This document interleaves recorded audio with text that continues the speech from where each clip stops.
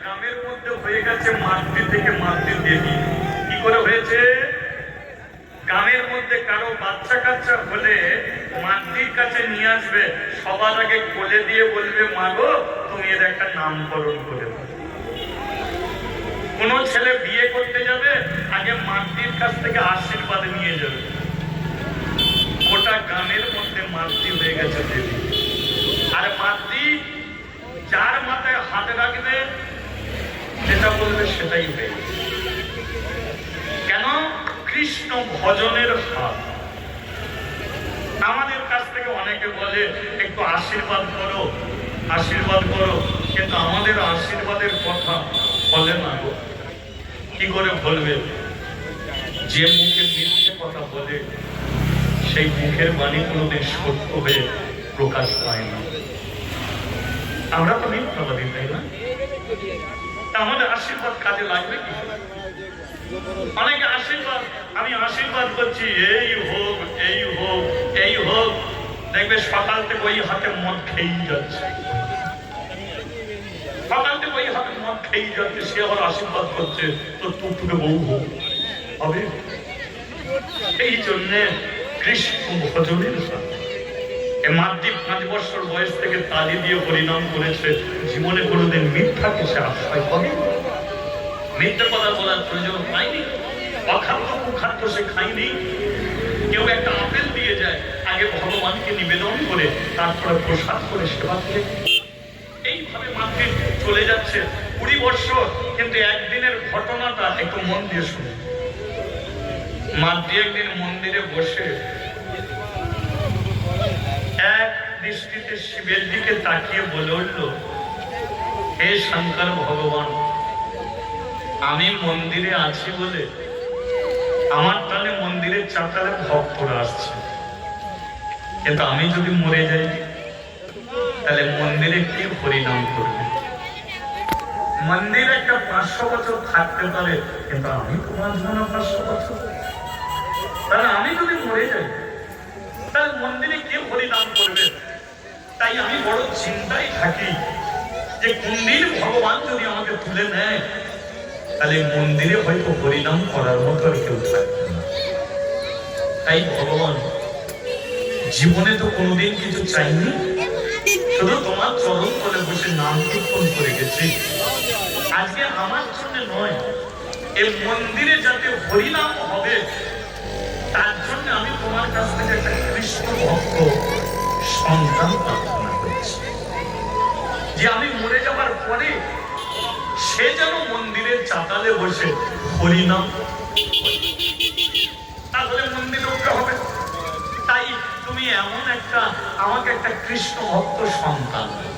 শিবজি বলে বলো, সে বলল, মারে তুই ছেলে চাইছিস, গৌরাঙ্গা তো ভাত খাবি না, যাতে হরিনাম করে সেই জন্য চাইছিস। আমি তোকে আশীর্বাদ করলাম, তোর গর্বে আসবে একটা কৃষ্ণ ভক্ত সন্তান। যেই আশীর্বাদ করেছে, পাশে বসেছিল মা অন্নপূর্ণা, উঠে দাঁড়িয়েছে। কি করলে? কি করলে? শিবজি বলে উঠলো, এমন চোখ দেখিয়ে কথা বলছো, আমি আবার কি করেছি? কি করেছি মানে? মেয়েটার বিয়ে হয়েছে না, শাঁখা আছে না, সিঁদুর আছে না। তাহলে যার শাঁখা নেই, সিঁদুর নেই, তার গর্ভে যদি সন্তান এসে যায়, তাহলে কাশি গ্রামের বউ ঝিয়েরা মাতৃকার মেনে নেবে? বলো মানবে না? শিব বলে তাই বিয়ে হয়নি, কিন্তু ও যে ছেলে চাইলো, ও চাইতে ভুল করেছে। তুমি দিতে ভুল করলে কেন? তোমার তো জ্ঞান আছে, ও চাইতে ভুল করেছে, তুমি দিতে ভুল করলে কেন? এক কাজ করো, যেটা দিয়েছো ফিরিয়ে নাও।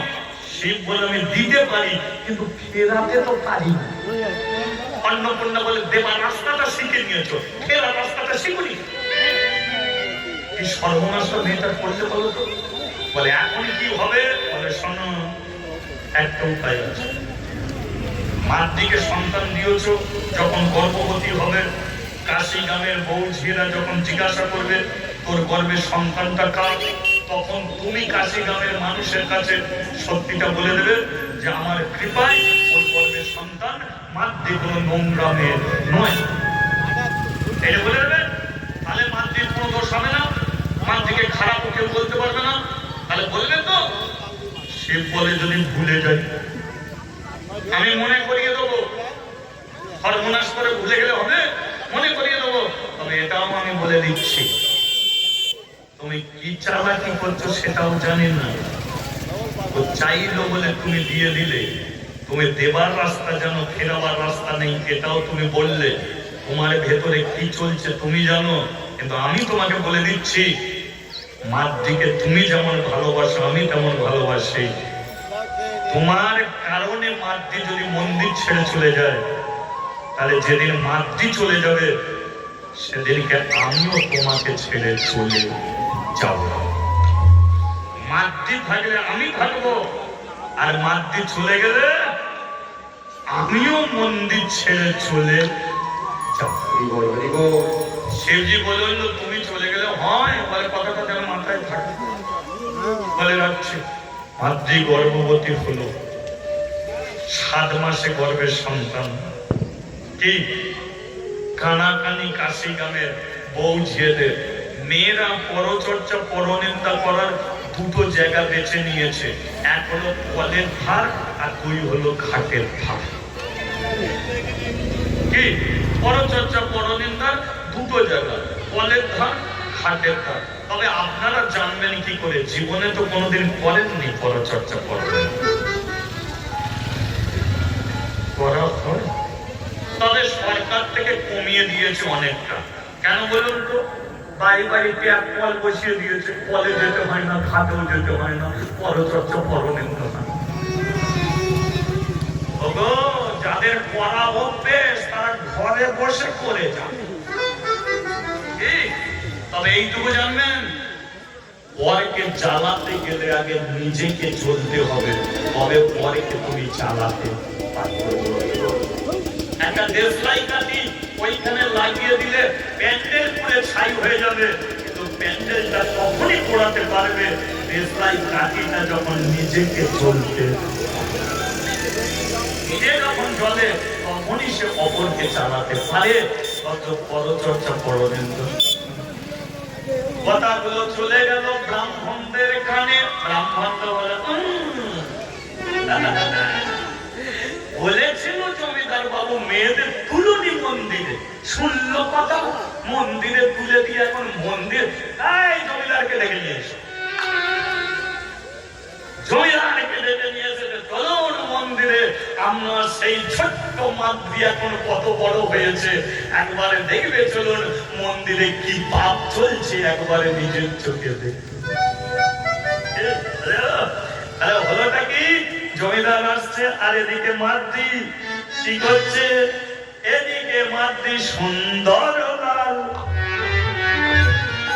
মদন গোপাল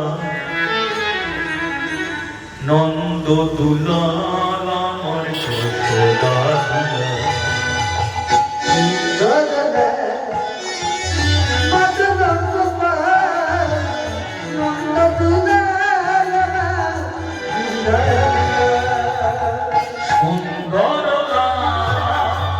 মদন গোপাল যশোদা দুলাল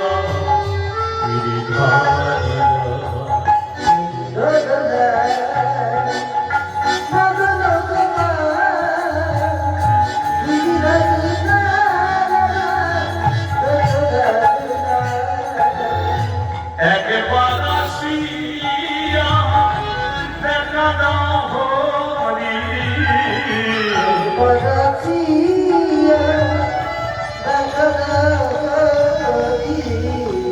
একবার আসিয়া দেখা দাও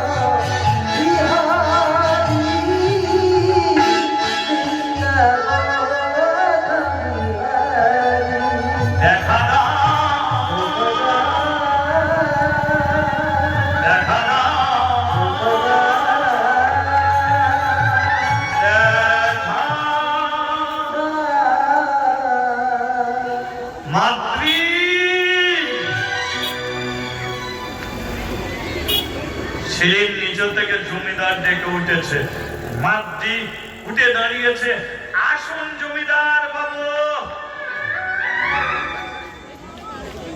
জমিদার মন্দিরে এসেছে, আর মন্দিরে এসে মাতৃর দিকে দেখি বলে উঠলো, ভিডিও এটা না করতে পারতি।